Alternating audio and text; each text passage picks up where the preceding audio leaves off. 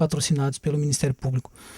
E eu também preciso dizer, e as pessoas têm que ter consciência disso, que todo o trabalho investigativo do Ministério Público, todos, sem exceção, devem passar pela análise pelo crivo judicial.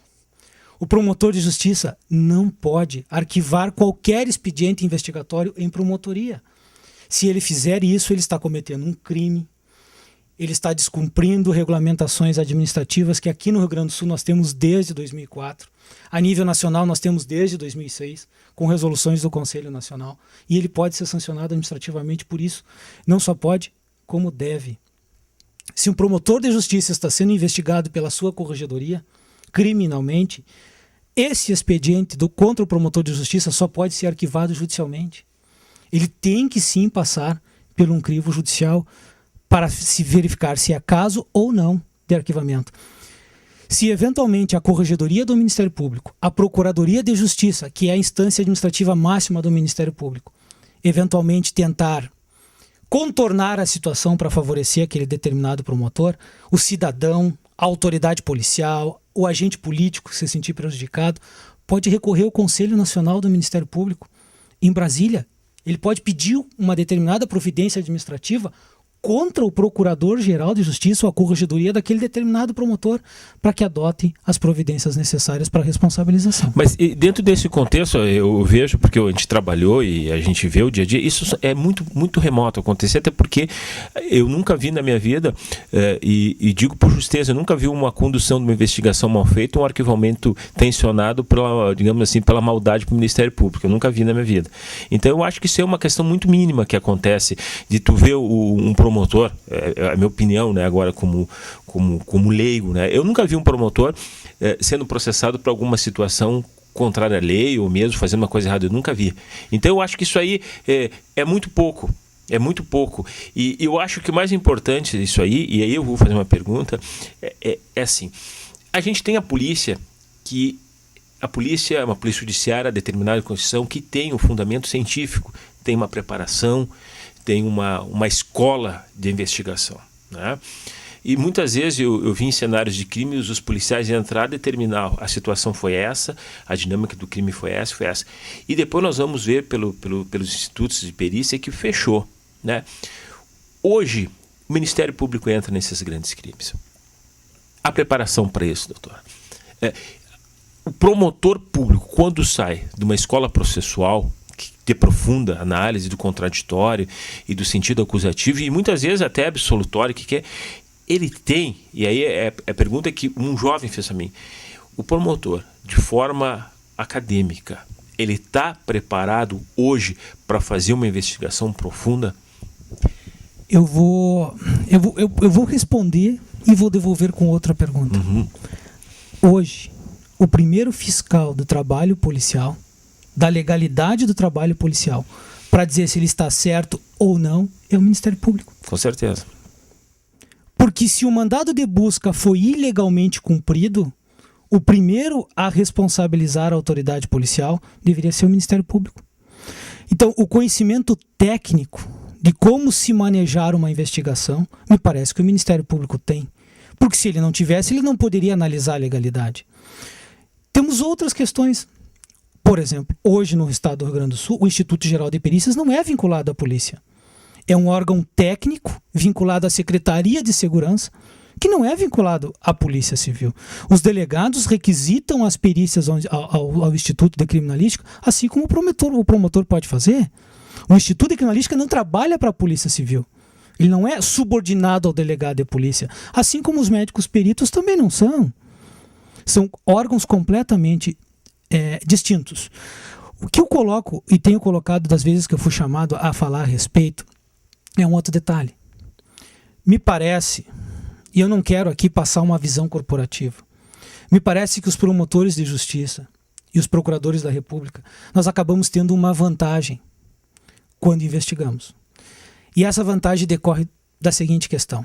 O promotor de justiça ele tem a visão do inquérito criminal ou policial, quando ele recebe pronto, até o trânsito em julgado numa sentença condenatória. Nós, promotores e procuradores, sabemos exatamente o que os advogados vão alegar durante o processo.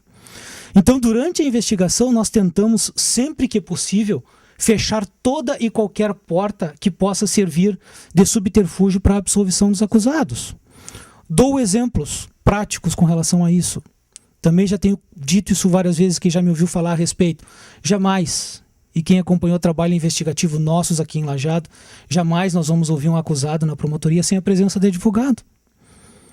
Não vamos ouvir, porque nós sabemos da inutilidade desse ato.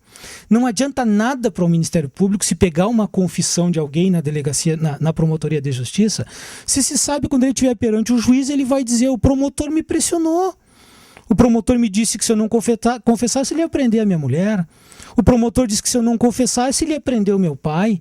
O promotor disse que se eu confessasse, ele ia reduzir a minha pena. Porque o advogado não estava ali.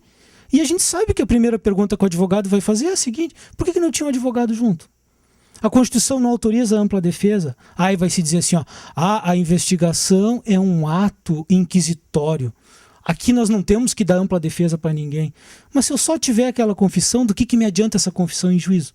O juiz não vai condenar com base numa confissão policial que não for ratificada em juízo. Nós sabemos disso como promotores de justiça. E reiteradamente os tribunais de justiça, Superior Tribunal de Justiça, Supremo Tribunal Federal, têm absolvido. E absolve com razão. Às vezes nós só temos uma confissão. Recentemente nós tivemos um caso aqui em Lajeado de um rapaz que se envolveu em latrocínio. Uma das únicas provas que se tinha contra ele era a confissão policial dele, sem advogado. Recentemente aqui em Lajeado. Dou um outro exemplo, mandado de busca e apreensão. Cumprir mandado de busca e apreensão sem testemunhas, quando o CPP confirma isso. Exige que tenha que ter 2 testemunhas acompanhando as buscas. Por que não se filmam os mandados de busca e apreensão? Nas investigações do Ministério Público, reiteradamente se tem filmado os mandados de busca e apreensão, para evitar exatamente essas alegações de nulidades futuras, que acabam determinando absolvições que nós, Ministério Público, não desejávamos. Então, como eu disse assim, ó, essa alegação de que o Ministério Público não tem preparo técnico, eu discordo. E gostaria que as pessoas que alegam isso trouxessem casos concretos para que nós viéssemos para o debate. E eu vou me permitir discordar um pouquinho. Tem membros do Ministério Público envolvidos em crimes? Provavelmente tem e deve ter. Ontem nós tivemos um ex-senador da República denunciado. E tem que ser denunciado. Eu, pessoalmente, já tive o desprazer de denunciar um colega meu aposentado, envolvido em crime sexual. E eu não vou dizer que eu fiz com prazer, mas não tive trauma de consciência, não tive peso na consciência nenhuma de denunciar um ex-colega. Porque criminoso é criminoso. Pessoas que praticam crimes graves, para mim, eu só tenho um local adequado para eles, que é o presídio. Seja ele promotor, seja ele senador, seja ele deputado, seja ele prefeito, seja ele vereador, seja ele juiz, seja ele advogado, delegado de polícia. Quem pratica crime grave, para mim, o lugar dele é na cadeia. O crime grave, quando eu digo, para que a população não pense que eu estou falando de homicídio, que eu estou falando de tráfico, eu estou falando de corrupção também. A corrupção em elevados valores, de grande amplitude, o lugar de uma pessoa que pratica isso é na cadeia. Eu não vejo como dar prestação de serviço à comunidade para uma pessoa que pratica um crime desse. Uma pessoa que desvia milhões de reais que iriam para um hospital, que iriam para uma escola, o lugar dessa pessoa é na cadeia. Junto sim com homicidas, com traficantes, com assaltantes de banco, porque o perfil dos dois para mim é o mesmo. E me diga o seguinte, todo esse contexto, e que os jovens veem isso, né? Eles me fizeram a pergunta, às vezes, o Ministério Público tem as condições técnicas da polícia? Eu respondo que sim. E tu respondesse de forma indireta que sim, né? Agora, nesse acompanhar do Ministério Público, né, que ele tá, eu vejo ele muito forte, frente aos crimes atuante, existe uma peça-chave. Eu nem vou entrar no advogado, porque o advogado, nesse contexto, é uma justiça privada. O Poder Judiciário acompanha, julga, faz correto, porque nós vemos no mensalão, né, a primeiro modo, né, que existe um julgamento, condenações. Só que o povo pergunta assim, vão para a cadeia?